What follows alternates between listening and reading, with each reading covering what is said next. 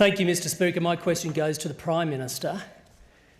We are making daily progress on the national plan as more and more Australians, including those in my electorate, continue to arm themselves against COVID-19 through vaccination. Will the Prime Minister please update to the House how this plan will safely restore livelihoods and help to secure Australia's post-pandemic future? The Prime Minister. Thank you, Mr Speaker, and I thank the member for Fairfax for his question. And while I have this opportunity, can I commend the member for Fairfax for the tremendous work he did as my special envoy on the Brisbane 2032 Olympics, and continues to do that job now, working with the Minister for Sport and the Minister for Infrastructure, Mr Speaker, as we prepare for those wonderful games into the future. And while we're at it, congratulations to all our Paralympians over there in Tokyo who are doing themselves and their families and our whole country proud. Mr Speaker, our national plan is about hope. Our national plan is about opening up, Mr Speaker, not locking down. Our plan is about a safe transition for those states who may have no COVID cases, or those states, Mr Speaker, who are locked down. It is about a safe transition for both of them, so we can move to the situation not too far away that we can live with this virus and not live in fear of it, Mr Speaker.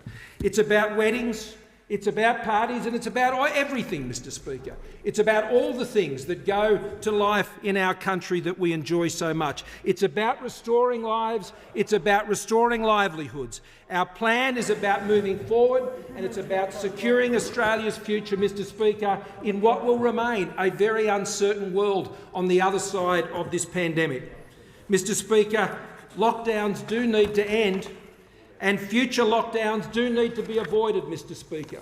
And we know that because we know those lockdowns are taking a terrible toll on our country, on the mental health of our citizens and particularly of our young people, Mr Speaker, on the small businesses who have to struggle through each day, indeed given economic support, but at the same time, Mr Speaker, they would like to see their businesses able to stand up on their own 2 feet.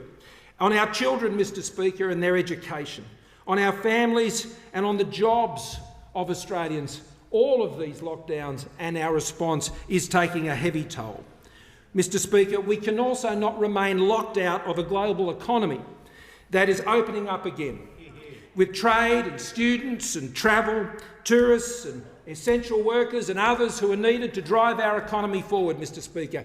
Our national plan is about reconnecting to that global economy that is opening up, which is necessary for every single part of this country to be able to move forward. And Australians agree, because 58% of them have had their first dose of the vaccine. 34% of them over the age of 16, Mr Speaker, have had 2 doses, and more than 50% of those over 50 have had both doses. And now we know that right today, those 16 to 29, Mr Speaker, join that group that are being vaccinated. On the 13th of September, 12 to 15-year-olds will also be able to join those who are getting vaccinated. We're committed to that plan of hope, Mr Speaker. We're committed to seeing Australia open up. We're committed to Australian lives and livelihoods being restored through the implementation of the national plan.